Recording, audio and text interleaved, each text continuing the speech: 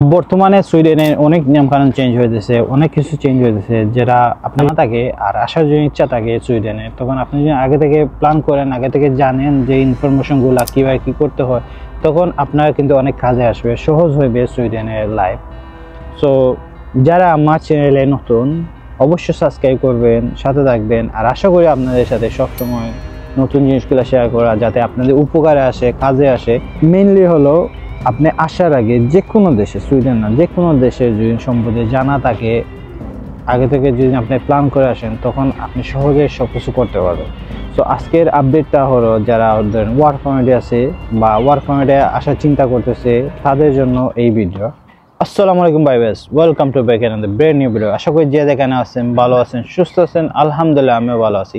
পারমিটে একটা আপডেট নিয়ে আসছি যেটা আপনাদের কাজে আসবে, আর যেটা অনেক তাড়াতাড়ি চেঞ্জ হচ্ছে, নতুন চেঞ্জ আসছে। এপ্রিল মাস থেকে এই চেঞ্জটা আসছে, একটা নিয়ম চেঞ্জ করবে।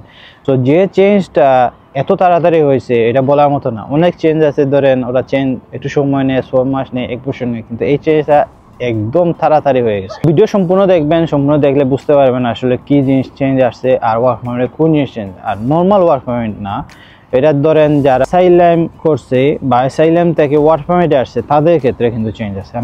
তো এইটা চেঞ্জ আসার কারণে ধরেন সুইডেনে অনেক মানুষের ধরেন পারমিশন হইবে না বা হওয়ার সম্ভাবনা অনেক কম।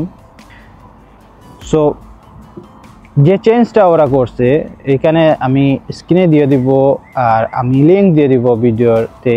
আপনারা চাইলে আপনারা নিজে দেখতে পারবেন, আপনি ইংলিশে বলেন, যে কোনো ভাষায় আপনি চেঞ্জ করে দেখতে পারেন।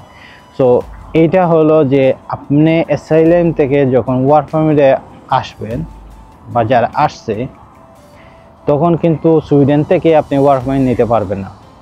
আপনি অ্যাসাইলামে অ্যাপ্লাই করছেন, তখন আপনি ওইটাতে থাকতে হবে। কিন্তু আপনি যদি চেঞ্জ করেন, আপনি সুইডেন ছেড়ে যেতে হবে, এইটা এখানে ক্লিয়ার লেখা আছে। সো এই জিনিসটা চেঞ্জ করছে। আগে ধরেন এপ্রিলের আগে যেটা ছিল, আগে আপনি যদি অ্যাসাইলামে অ্যাপ্লাই করার পর আপনার ডিসিশন দেওক বা না দেওক, আপনি চাইলে চেঞ্জ করে আবার ওয়ার্ক পারমিটে আসতে পারতেন সুইডেন থাকা অবস্থায়। কিন্তু এখন থেকে আর এইটা পারবেন না। আপনি যদি অ্যাসাইলাম করার পর আপনি আর ওয়ার্ক পারমিটে আসতে পারেন বা কোনো কিছু করতে পারেন। সেকেন্ড জিনিসটা এখানে চেঞ্জ করছে যে আগে অ্যাসাইলাম করার পর, অ্যাসাইলামে অ্যাপ্লাই করার পর আপনি পারমিশন দেওক বা না দেওক, আপনি 4 বছর পর্যন্ত একটা নিয়ম আছে থাকার।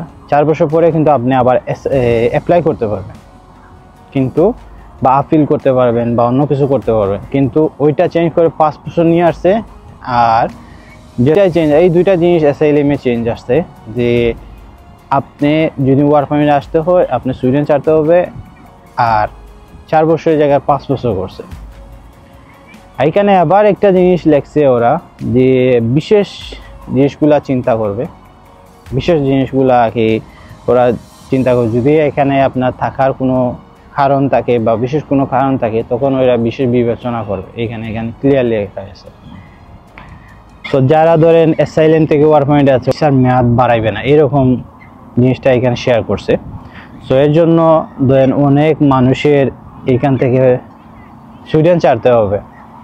সো এখন যদি আপনি নতুন করে যদি আসেন, যারা ধরেন আছে বা অলরেডি অ্যাপ্লাই করছে বা অলরেডি যারা ধরেন ওয়ার্ক পারমিটে আছে, ওদের তো ডিসিশন হয়তো পেন্ডিংয়ে রাখবে বা ডিসিশন দিবে না, বা হয়তো কোনো যদি বিশেষ কোনো কারণ থাকে, ওদের যাচাই বাছাই করে ওদের পারমিশন দিতে পারে বা নাও দিতে পারে। ওইটা কোনো গ্যারান্টি নাই।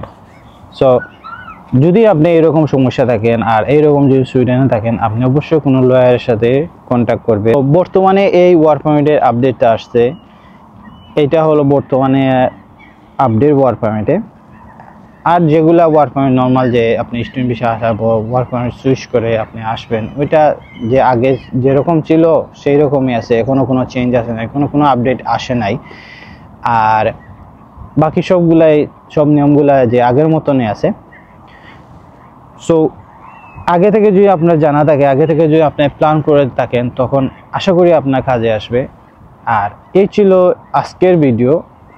ভালো থাকবেন, সুস্থ থাকবেন, আল্লাহ হাফিজ। দেখা হবে নেক্সট টাইম অন্য কোনো ভিডিওর সাথে।